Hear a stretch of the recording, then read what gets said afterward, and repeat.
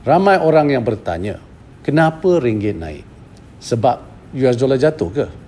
Jawapan ringkas, ya, tapi itu salah satu sebab. Tapi bukan satu-satunya sebab. Kalau ringgit naik semata-mata sebab US dollar lemah, mata wang yang lain, mata wang pun sepatutnya naik sama kuat. Tapi apa yang berlaku? Ringgit Malaysia naik lebih laju berbanding banyak mata wang lain, terutama di Asia. Satu soalan yang paling penting ialah kenapa ringgit naik lebih laju bukan mata wang negara yang lain. Bayangkan, kita nak beli rumah. Ya, harga rumah di satu kawasan naik cepat. Adakah sebab rumah di kawasan lain jatuh harga? Tak semestinya. Selalunya sebab ramai orang nak pindah masuk kawasan itu. Ada kerja, ada projek besar, ada keyakinan untuk masa depan. Ringgit ni pun sama. Dia naik bukan sebab mata wang lain lemah sahaja, tapi sebab lebih ramai orang yang nak masuk ke Malaysia. Tahun lepas, ringgit naik hampir 10 hingga 12% berbanding dengan US dollar. Dan bukan itu sahaja, ringgit juga mengukuh berbanding banyak mata wang utama dan mata wang Asia yang lain. Bila ringgit naik lebih laju, itu tanda permintaan terhadap Malaysia meningkat lebih cepat. Kenapa permintaan itu naik? Pertama, ekonomi Malaysia berkembang lebih baik dari jangkaan.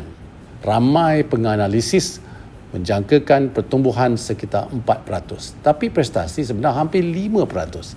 Jadi bila ekonomi ini bergerak, pelabur pun lebih yakin. Kedua, pelaburan asing masuk dengan ketara. Dalam 9 bulan pertama 2025, pelaburan asing ke Malaysia meningkat dengan ketara, merangkumi sektor perkhidmatan, pembuatan dan lain-lain. Ya, pelaburan ini masuk untuk bina kilang dan buka pejabat, dan bila pelabur luar masuk, mereka perlu tukar mata wang mereka kepada ringgit. Ya, jadi bila permintaan terhadap ringgit meningkat, nilai ringgit pun mengukuh. Ketiga, hala tuju negara nampak lebih jelas.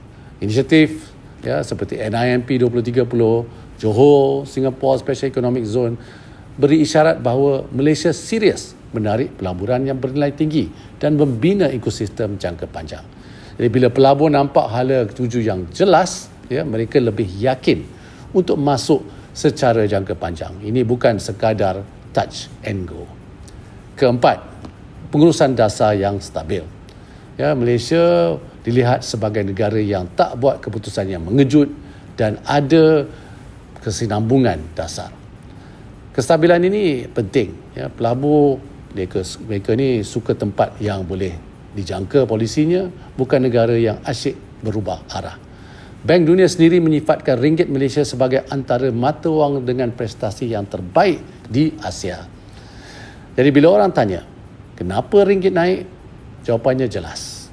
Ringgit kuat bukan semata-mata kerana US dollar lemah. Ringgit mengukuh kerana ekonomi kita berkembang lebih baik dari jangkaan, pelaburan asing masuk lebih banyak dan pelabur nampak hala tuju serta kestabilan Malaysia.